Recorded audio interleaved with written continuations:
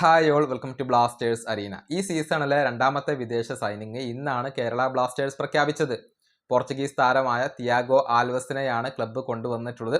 29 വയസ്സുള്ള ഈ താരം മുന്നേറ്റ നിര താരമാണ്. അദ്ദേഹത്തിൻ്റെ പ്രൊഫൈലുമായി ബന്ധപ്പെട്ട ഒരു വീഡിയോ നമ്മൾ നേരത്തെ ചെയ്തിട്ടുണ്ട്. ഏതായാലും ഈ താരത്തിൻ്റെ കാര്യത്തിൽ രണ്ട് ആശങ്കകൾ ഇപ്പോൾ നിലനിൽക്കുന്നുണ്ട്. ചില സോഴ്സുകൾ അത് ചൂണ്ടിക്കാണിക്കുകയും ചെയ്യുന്നുണ്ട്. ഒന്നാമത്തെ ആശങ്ക, ഏറ്റവും അവസാനമായി കൊണ്ട് താരം കളിച്ചത് കഴിഞ്ഞ വർഷം അഥവാ 2024 സെപ്റ്റംബർ മാസം 14 തീയതിയാണ്.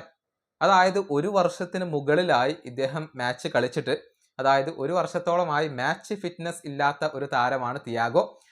ഏകദേശം ഒരു വർഷത്തോളം കളിക്കളത്തിൽ നിന്നും മാറി നിന്ന ഒരു താരത്തെയാണ് കേരള ബ്ലാസ്റ്റേഴ്സ് ഇപ്പോൾ കൊണ്ടുവന്നിട്ടുള്ളത്. ഏറ്റവും ഒടുവിൽ ജപ്പാനിലെ ഫസ്റ്റ് ഡിവിഷനിലാണ് അദ്ദേഹം കളിച്ചിട്ടുള്ളത്.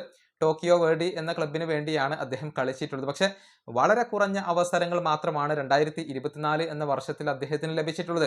10 മത്സരങ്ങൾ കളിച്ചു, ഒരു ഗോളാണ് അദ്ദേഹം നേടിയിട്ടുള്ളത്. കേവലം 209 മിനിറ്റുകൾ മാത്രമാണ് കഴിഞ്ഞ വർഷം അദ്ദേഹം കളിച്ചിട്ടുള്ളത്. അതിനുശേഷം പിന്നീട് ഒരു വർഷത്തോളമായി അദ്ദേഹം കളിച്ചിട്ടില്ല.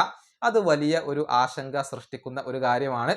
ഒരുപാട് കാലം കളിക്കളത്തിൽ നിന്നും മാറി നിൽക്കുന്ന ഒരു താരത്തെയാണ് കേരള ബ്ലാസ്റ്റേഴ്സ് ഇപ്പോൾ കൊണ്ടുവന്നിട്ടുള്ളത്. ഇനി മറ്റൊരു ആശങ്ക, ഈ താരം പ്രധാനമായും ലെഫ്റ്റ് വിങ്ങിൽ കളിക്കുന്ന താരമാണ്. എന്തിനാണ് ഇത്രയധികം ലെഫ്റ്റ് വിങ്ങർമാർ എന്ന ഒരു ചോദ്യം ഇവിടെ ഉയരുന്നുണ്ട്. തിയാഗോ ആൽവസിനെ എവിടെ കളിപ്പിക്കും എന്ന ഒരു ചോദ്യമാണ് ഉയരുന്നത്. അതായത് ഇടത് വിങ്ങിൽ നോവ സദോയുണ്ട്, അദ്ദേഹം സ്റ്റാർട്ട് ചെയ്യുന്ന താരമാണ്. അതുപോലെ തന്നെ ബാക്കപ്പ് ഓപ്ഷൻ ആയിക്കൊണ്ട് ഐമൻ അവിടെയുണ്ട്. അങ്ങനെ ഇടത് വിങ്ങിൽ ഒരു വിദേശ താരം ഉണ്ടായിരിക്കുന്ന സമയത്ത് മറ്റൊരു ലെഫ്റ്റ് വിങ്ങറെ എന്തിനു കൊണ്ടുവന്നു എന്ന ഒരു ചോദ്യമാണ് ഇവിടെ ഉയരുന്നത്. ശരിയാണ്, ഇദ്ദേഹത്തെ സെന്റർ ഫോർവേഡ് ആയിക്കൊണ്ട് കളിപ്പിക്കാം, അതുപോലെ തന്നെ സെക്കൻഡ് സ്ട്രൈക്കർ ആയിക്കൊണ്ട് കളിപ്പിക്കാം, അഥവാ ഒരു അറ്റാക്കിംഗ് മിഡ്ഫീൽഡർ റോളിൽ ഇദ്ദേഹത്തെ കളിപ്പിക്കാൻ സാധിക്കും എന്നുള്ളതാണ്. പക്ഷേ പ്രധാനമായും ലെഫ്റ്റ് വിങ്ങർ ആയിക്കൊണ്ട് കളിക്കുന്ന, അല്ലെങ്കിൽ ലെഫ്റ്റ് വിങ്ങിൽ തിളങ്ങുന്ന ഒരു താരമാണ് തിയാഗോ ആൽവസ്. അതുകൊണ്ട് തന്നെ അദ്ദേഹത്തെ എവിടെ കളിപ്പിക്കും എന്ന ഒരു ചോദ്യം ഇപ്പോൾ ഉയരുന്നുണ്ട്. ഇങ്ങനെ രണ്ട് ആശങ്കകളാണ് താരത്തിന്റെ കാര്യത്തിൽ ഇപ്പോൾ ഉയരുന്നത്.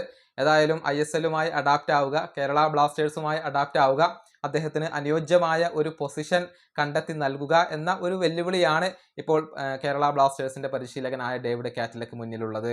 ഈ വീഡിയോ അവസാനിപ്പിക്കുന്നു. അടുത്തൊരു വീണ്ടും കാണാം.